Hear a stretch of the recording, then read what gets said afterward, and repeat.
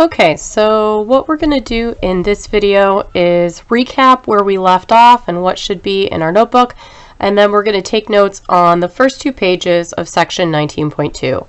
So this is your current stamp sheet for earthquakes, and you can see we left off with 5 stamps on it. So you should have already done the stress strain worksheet, the stress strain foldable, lesson 26, your faults foldable, and your earthquake waves foldable. So then in your notebook, you should already have the stress concept map, which looked like this, where you had to match the flaps with the definitions. And then you should have gotten your stamp for the stress strain curve worksheet and cut out the graph and put that in your notebook. And then we did our faults bubble notes in our notebook. Then we did our faults foldable in our notebook, which looked like this.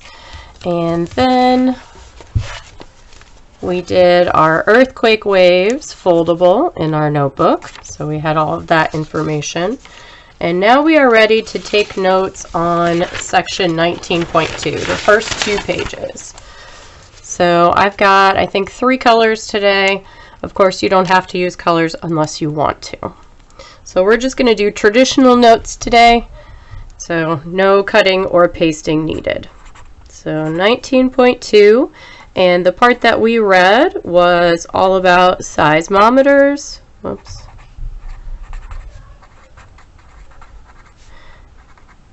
And seismograms.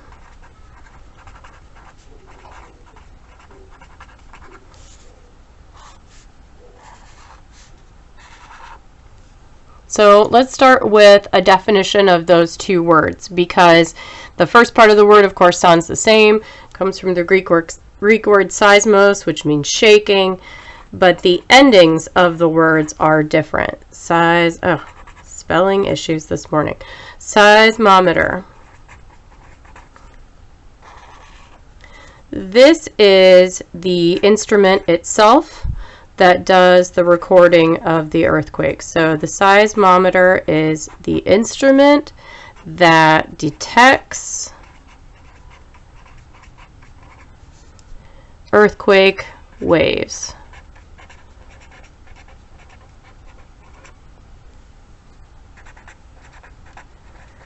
And let's put in parentheses, just so we're clear, this is the machine that does the detecting, or the instrument that does the detecting.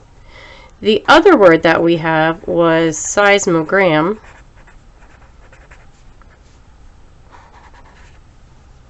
And this is the record of the event.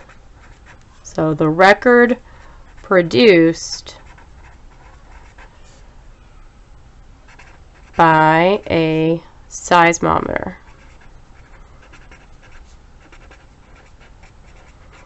And in parentheses next to this one, I'm going to put the paper. Now, of course, in today's age of computers, the records are going to be on the computer. They're going to be digital. But in terms of us trying to keep our vocabulary straight, sometimes it's a little bit easier to think of the seismometer as the machine and the seismogram as the paper. What those used to look like when people first started making them was you'd have kind of a frame here. We're just going to draw a quick little picture. It almost looks like you're going to start to play hangman with your friends. Okay, so here's your frame. And then from the top of that frame, they would put some strings and they would hang a pen.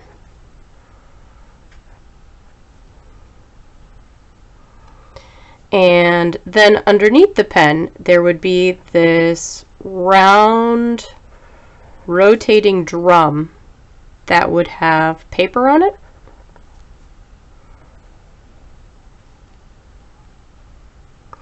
And as the ground shakes underneath, the ground and the frame move back and forth. But the pen, because it's suspended in midair, the pen stays still, and it would write on the paper. So the frame down here, this would shake and the paper would go back and forth.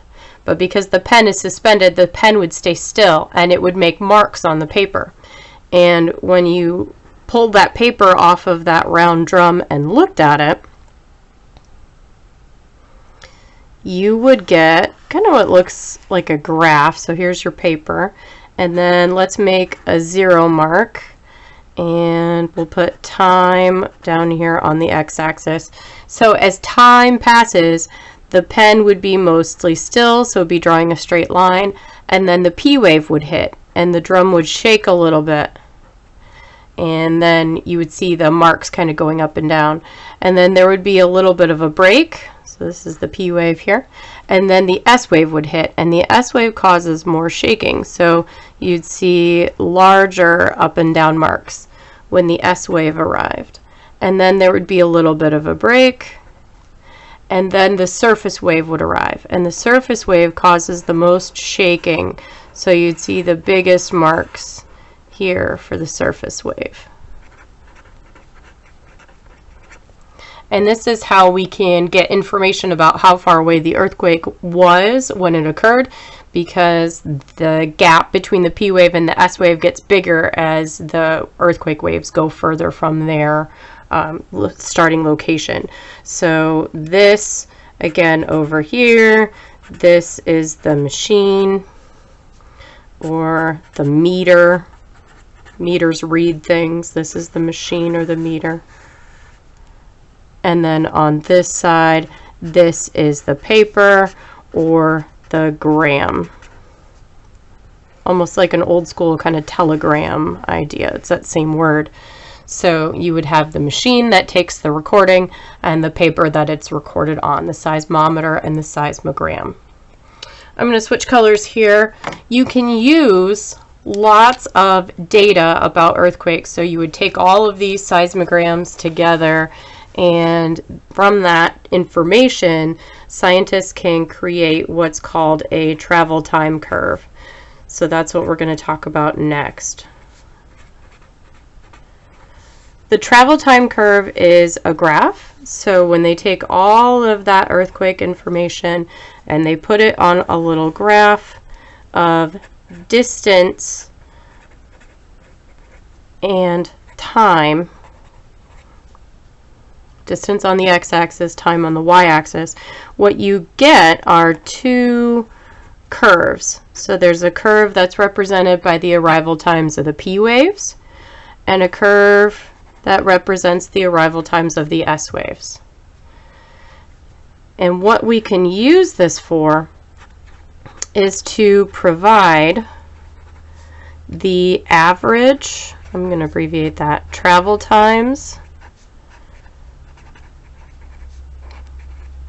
for P and S waves at certain distances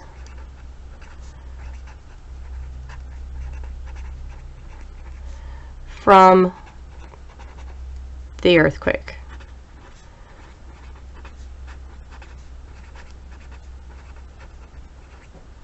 So if you know that the earthquake arrived, the P wave arrived at a certain time, you can read that on the graph and go down and see, okay, about how far away was that earthquake. A couple of notes about the arrival of these waves. P waves arrive first. You should have this on your earthquake wave foldable, but just in case you don't, P waves arrive first. S waves are second.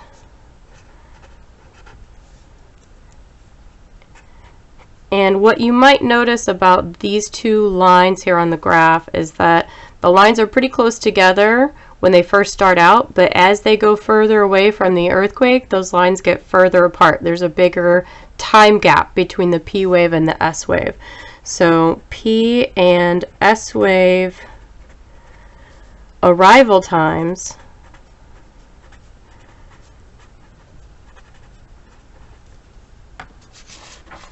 P and S wave arrival times get more spread out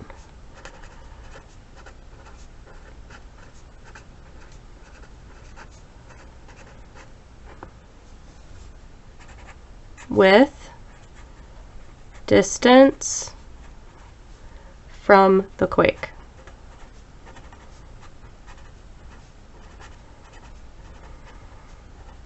And this is called lag time. The amount of time between the P wave and the S wave is known as lag time. Alright, that should take care of it for the first 2 pages of 19.2. Tomorrow we will do the next couple of pages of 19.2.